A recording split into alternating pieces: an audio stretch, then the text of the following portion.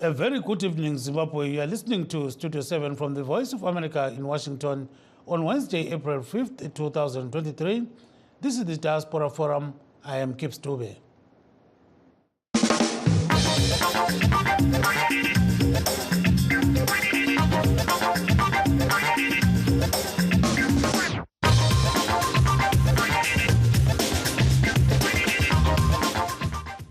Tonight, we are talking about the Opposition Citizens Coalition for Change's consensus candidate selection process. The party is choosing candidates for the forthcoming council, parliamentary, and presidential elections set for some time this year. But first, a quick look at other stories in Zimbabwe and other nations. CCC interim spokesperson for ZANU-PF has been fined $500 following her conviction by a Harare magistrate for publishing falsehoods. Magistrate Taurai Manmere ruled that Mahere undermined the authority of the police in 2021 when she tweeted that a baton-wielding police officer allegedly beat to death a baby that was strapped on his mother's back. Mahere was in the court tonight. Namhlanje sixoxa ngokhetho oluqhutshwa libandla le-CCC lona elidinga abantu abazalimela kukhetho oluzayo lonyaka. Kusenjalo unkosazana Fazai Mahere, umsekeli wesikhulumeli sebandla le-CCC, usetholakale elecala lokuphanyeka enkundleni yokuxhumana eTwitter umbiko okuthiwa wawungamanga.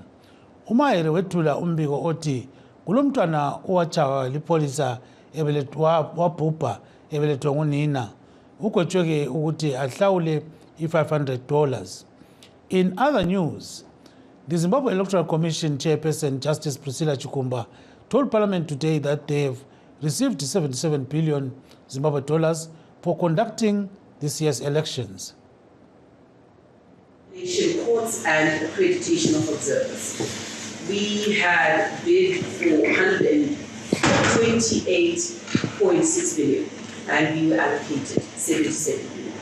Treasury normally supplements the budgets to meet the gaps created by inflationary factors and price increases. I'm sure the Director of Finance, Mr. Chibaya, can expand on that during question and answer. Currently, the Commission is driving towards procuring election materials. The Commission is happy that Treasury is forthcoming in support of all of these activities as and when we require resources. In terms of procurements, we are seized with the procurement processes for both sensitive and non-sensitive election materials. Just to clarify, what we consider sensitive materials are things such as ballot paper and ink, where we really have to engage the use of forensic scientists to test the quality of the indelible ink and also to test the quality of the ballot paper. Early procurement of material and equipment is being prioritized since some of the items will be procured outside the country and need a foreign currency component.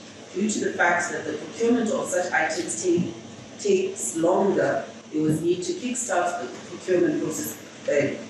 Such items, ballot paper, indelible ink, marking pens, and our texts. Provinces have already submitted their requirements for consolidation.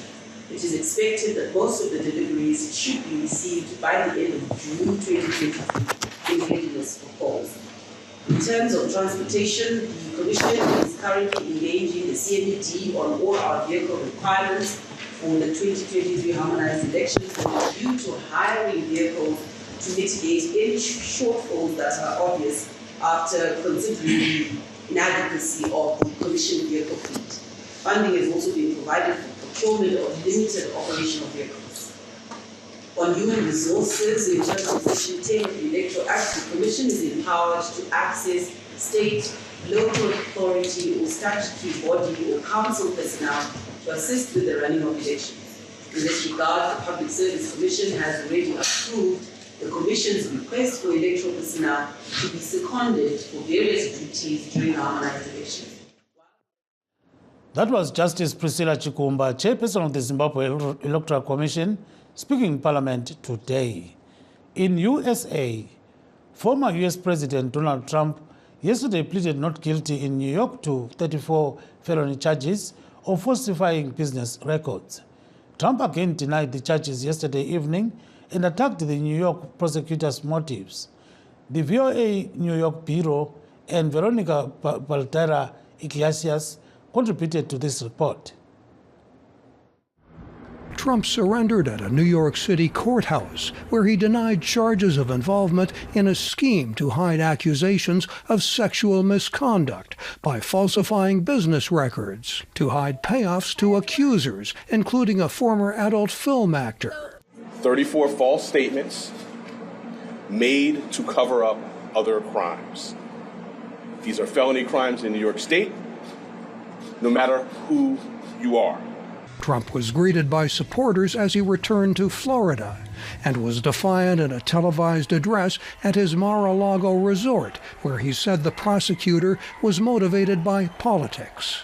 With a local failed district attorney charging a former president of the United States for the first time in history on a basis that every single pundit and legal analyst said, there is no case, there's no case.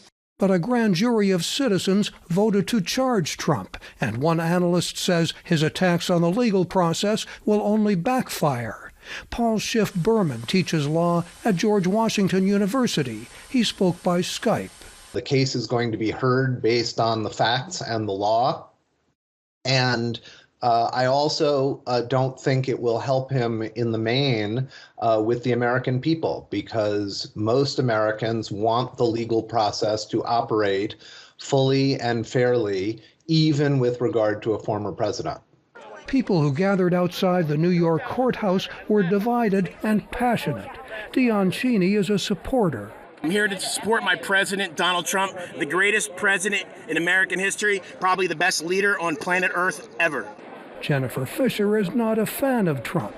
He's a con man, and he has a lot of people still fooled. Most New Yorkers he doesn't fool, but I hope they'll see the light. Trump faces the unprecedented indictment while he remains a leading contender for the Republican nomination for president. Mike O'Sullivan, VOA News. And Zimbabwe's main opposition CC party today started conducting its so-called consensus candidate selection process nationwide. Local people at village and ward level are conducting the process amid reports that there were conflicts in some areas where some candidates claim that they are being sidelined in favor of sitting councillors and members of parliament. CCC is also looking for a presidential candidate with indications that all provinces have endorsed Mr. Nelson Chamisa as the sole representative of the party in the presidential poll set for some time this year. At the same time, ZANU-PF says it will rerun its primaries in areas where it claims there were some violent activities perpetrated by party members. The primaries will be rerun in Kokwe Nembudzia, in Caesar North and Zimbabwe West, where allies of President Emmerson Mnangagwa lost. Njengolithembisa kwethu Zulukandaba ekuqaleni kohlelo lolu, namhla sihlolisisa ukhetho olenziwa libandla le-CCC elidinga abazalimela kukhetho oluzayo. Ukhetho lolu luzakwenziwa lonyaka ngolokudinga ukuthi kambe ibandla leli lizamelwa ngobani kudala leparlamente lakumakhansila. Konke lokhu kwenziwa ke ezigabeni zonke kwele Zimbabwe. Interim Deputy Spokesperson of the opposition party, Gift Ostalo Siziba, visited some of the areas where the consensus candidate selection process is being conducted. Thank you very much. We've just arrived in Mbare to witness the candidate selection nomination process that is going on ahead. As you can see, different citizens from this part of Mbare have been accredited to get into our process and nominate who they prefer in terms of council, who they prefer in terms of parliament, and of course who they prefer in terms of our presidential candidate. The process, as you saw from inside, is being conducted by an independent panel of experts that has been appointed to conduct this process. It's tranquil, citizens are happy, they are making a choice. One of the things that we have done is putting citizens back at the center. We do this so that citizens are able to reflect their will in terms of who should lead this area as a councillor, who should lead this area as a member of parliament, and of course, who should represent Zimbabwe as a presidential candidate. So every citizen has been given an opportunity to make a choice in terms of the people they prefer, because this is the nature of our citizens process. We want to thank every citizen. They are doing the same across the entire part of the country, and citizens are happy, as you can see. They're excited, they're going to be making a choice. After here, they're going to go for vetting, those who are nominated. From vetting process, they're obviously going to continue to go for validation, where we'll come back to these people and hear their views in terms of who they prefer from those that would have been nominated. That is Gift Ostalo Siziba, who is the interim CCC deputy spokesperson. He was speaking to journalists in Harare. Some CCC supporters were happy to choose candidates of their choice. Here is one of them. Election yataita endaitwa zvakanaka hapana kupirira hapana kupokana saka ini ndiri kunyasonzwa kufara ndofuma mukutomozvona ndichifara ndakabatira bhutsu maoko nokuti ndafara zvinhu saka ndiri kuzwa kufara chete chamisa chete. So that is one of the CCC supporters in Harare. She was speaking there to journalists. Joining us right now to discuss this issue, we are expecting Ms. Ellen Shiriedenga of the Citizens Coalition for Change and Mr. Effort Ngube, an independent political commentator. We are also expecting to be joined by Mr. Fortune Lalazi, who is a foreign-based member of the CCC. At the moment, we've got a ZANU-PF member, Xavier Zabare, who is on the line from London. Mr. Zabare, welcome to the show, sir. Thank you very much, Mr. Dube, for welcoming me to the show. Thank you very much, sir. So we understand there's going to be some kind of rerun in some areas in the ZANU-PF sphere. Why a rerun now? Because it seems Mr. Mnangagwa's allies may have lost in some places, right? Okay, let's deal with the characterization of Mr. Mnangagwa's allies as you speak. President Mnangagwa is the first secretary and the president of ZANU-PF. So all of us, we fall under President Emerson Mnangagwa as we elected him last October at ZANU-PF Congress.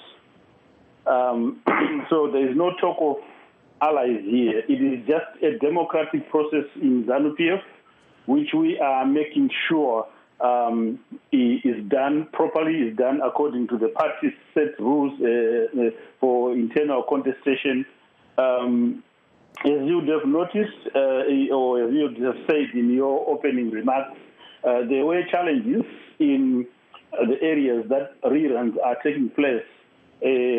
Some of the challenges mainly included a bit of violence, including delays in ballot papers arriving at places. And the Politburo sat down to deliberate, to review all these things, whether they've been compatible with our fairness in running our primary elections. And because they fell short of the threshold that or the standard that we have set ourselves as ZANU-PF, the Politburo felt that it is appropriate and fair for those who participated to be given an opportunity to run again against each other. Probably a few more will feel also that they want to get involved in electing, democratically electing their representative for the constituencies that have been said. Yeah, but looking at how things went in some places, like we've got Mr. Ziambi who lost, and Mayor Wazachena who also lost. These are very strong, people, in ZANU-PF, and they are mainly allied to the president. We know that, during the time when Mugabe was removed from power. These are the guys who are in the front lines for that kind of scenario, So is it not that ZANU-PF is going to rig itself here? When they are pitting some candidates who actually won against these ones who actually lost, and they are believed to be, it seems as if they are being favored. No, there is no favoritism that is being done. A lot of us supported President Emerson Mnangagwa for a long time. Some of us go back as far back as 2002, 2003, when we started thinking that we needed a new direction in the party, and the right candidate would probably be Comrade Mnangagwa at the time. So it's not necessarily that there is any favoritism. If there was favoritism, I probably would be favored as well. But it is just a democratic process that we are having. And you would have seen the Politburo would have received the reports. Our ZANU-PF Security Department would have received the reports. And all those reports, yesterday, Politburo sat for quite a long time going through that. You would have noticed that Politburo, over the last 2 weeks, it has sat about 3-4 times to deliberate and discuss on the process and, of course, the results. So upon discussing and analyzing the reports, our leadership, which is the Politburo on behalf of the Central Committee, decided that there are areas that needed reruns. There are a lot of other people who could be regarded as President Emerson Mnangagwa's allies that lost elections, and the party hasn't intervened. So, for example, you'd see in Urungwe, Comrade Mary Mulishwa, who is also the provisional chairman, lost, but there hasn't been an order or instruction for a rerun because it was deemed to be fair. So it's not about allies, it's about the process. Because like I said earlier on, President Mnangagwa can't choose to say you are an ally, we are an ally. We are all under the umbrella of ZANU-PF. We all support him as our sole candidate in the 2023 elections. Thank you, Mr. Zwabare. So we've got Mr. Itai Marombetsa. He's saying, can we call him right now? He's waiting for our call. So we are going to take a short break shortly, and then we'll come back most probably with some more guests. So stay tuned. We're coming back shortly. In times of change, when the world seems uncertain and what we hear doesn't reflect what we see, we seek the truth.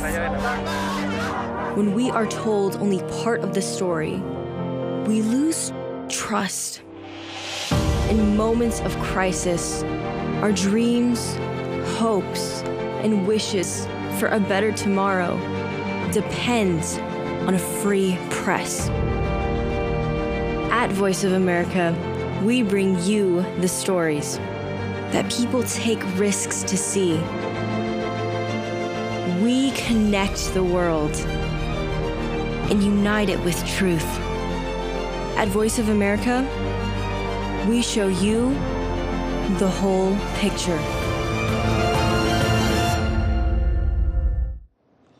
For those that have just joined our show, please note that we are streaming this discussion live on our Facebook pages, VOA Shona, VOA Studio 7, and VOA Ndebele.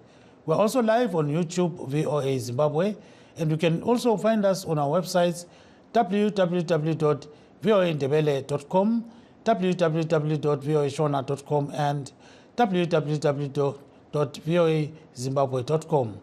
So now we are joined by a CCC member, Mr. Itai Marombetsa. He's based in South Carolina, here in USA. Mr. Marombetsa, welcome to the show, sir. Thank you, Gibbs. Thank you very much. So you guys are conducting what you're calling a consensus election candidate selection process. Tell us a bit about that. Okay, thank you. You will remember, Gibbs, that right from the onset when this movement was set up, the core drive and thrust of this movement was to put citizens at the center. So you will also acknowledge that in all our engagements, we have always had to put the citizens in terms of their opinions, their trust, and all that they intend to see in a democratic Zimbabwe. That has been our focus. And this is no different in this period where we are going into the process of electing representatives in the forthcoming for the forthcoming general election. So the consensus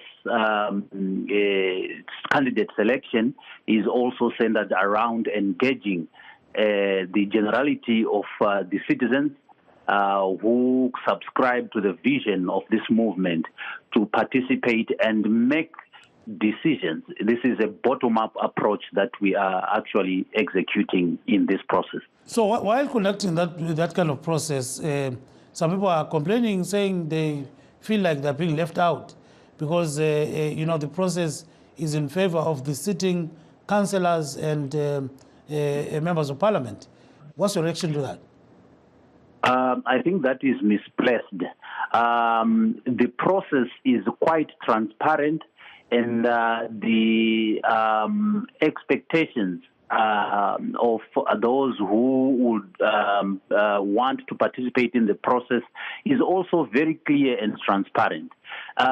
Mind you, this process is so different from what we have seen happening in the erstwhile opposition political party, like the MDC, in the yesteryears, where leadership made determination in terms of who was going to represent. So sitting members of parliament, councillors, etc., they are undergoing the same rigorous process where the communities where they intend to represent or that where they have been representing, they have to seek that mandate by popular choice because of the work that they have conducted in their particular constituencies, which is what would get them the ticket or the nod to represent their constituencies. So there is no bias, there is no favoritism. It's a process that is open to everyone, whether you're someone who is a sitting MP or someone who was once represented those various constituencies. So that is far from the truth. Yes, we see that there are some people abaspostela imlayizelo emnengi lapha ku VOA Studio 7 ku VOA Shona kanye la ku VOA Zimbabwe.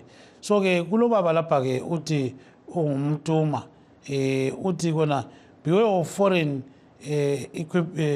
equipment. I don't know what he's saying about this.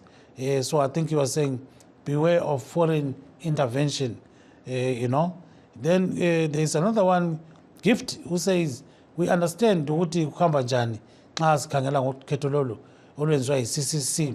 Kodwa ke kuzagcina ngani xa ukuthi umongameli webandla leli engakhethwa ngabanye abantu abangasibo be-CCC uzathiwa khonokho kanyazani uwariti ngakhonokho.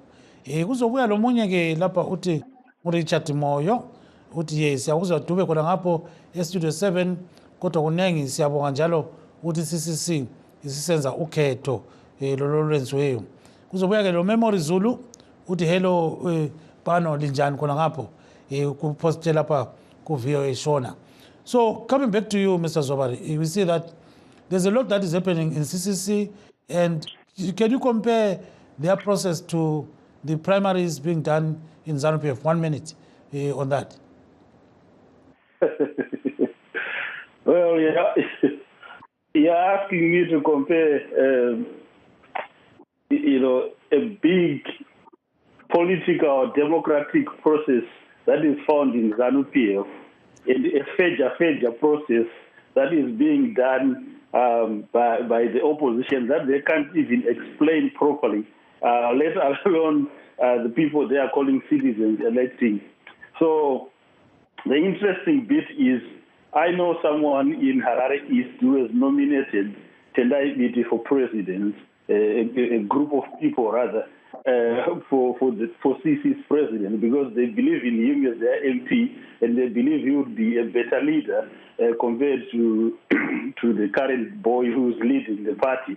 Now, imagine if that was replicated in other constituencies, what chaos would ensue. You see, I mean, listening to Ostello trying to explain that Mbari is choosing their own president, well, they would probably choose their own MP as their candidate, presidential candidate, because they've got faith in him. What does it mean for Chamisa? It is a failure system which they can't even explain, which they can't even justify. It is nonsensical. You can't waste time comparing that with ZANU-PF, which has actually shown how primary elections are done. Compare that way, even in America, compare in the United Kingdom, you will see a similar process, democratic process of nominating or identifying candidates that are elected by the people, for the people, Let's bring in Mr. Marombeza. Mr. Marombeza, you've got the last word here. Quiet. All right. This is a clear indication of how the ZANU-PF has become archaic, that it is allergic to new ideas and new processes. And this is not anything that we are not too familiar with. That's why you see all these shenanigans that happened in ZANU-PF and all these manipulative processes. They are not able to embrace new ideas and new change. No wonder why you find it is still run along the same old ideas, outdated, and even the people, the very individuals who are at the center of this institution, they are also old. So it's a confirmation from Mr. Zawari that they have nothing new that they are able to embrace. This process is quite transparent that we are going through, and all these other shenanigans and accusations that they are throwing are desperate attempts to try and discredit a process which is generally, overwhelmingly, and resoundingly going through and bringing about popular candidates that communities are fully representative of the communities that they reside in, irrespective of your political history or your current position in the political arena in our country. This is an open process that is open to candidates, the most popular candidates from the communities that they reside. I'll give you 10 seconds in Shona, Mr. Zobari. 10 seconds exactly. The show is over. Shona, 10 seconds. kungotaurawo kuti minhu vanoshamisa havari kukangana kuti ivo vari kukura vanoita basa rekutuka vakuru vemusha. Hakuna musha usina vanhu vakuru, ende hatingambofa takataura kuti vanhu vakaita sana Tendai Chiravo vari mupolitibhiro madhara, because havazi madhara. ZANU-PF yakasangana ihomwe yatinokwana tese isusu. Thank you, sir. And there is wisdom in grey hair anyway. Zvechipana zvavari kuita zvedzungu izvo ndo zvatiri kungoona izvi. Tatenda Marombeza neshona ipapo. Baba Marombeza neshona 10 seconds. Yes, ndoda kutenda kuti chirongwa chedu chekusarudza vatungamiri vanotaridza popularity kana kuti vanokurumbira mumakommunities avagere, vanosarudzwa nevanhu vagere mumakommunities pasina kuti pane mukuru achazodoma kuti uyo neuyo, iri kufamba zvakanaka. Makandidates iwaya asarudzwa achazamburudza ZANU-PF zvakanyanya, nekuti ndo makandidates ari popular, ari kusupportwa nevanhu abva muvanhu. Thank you. That is Mr. Itai Marombeza. We also heard from Mr. Xavier Zobare of ZANU-PF. We've come to the end of our show tonight. Signing off is Kip Stube in Washington, D.C. Good night, Zimbabwe.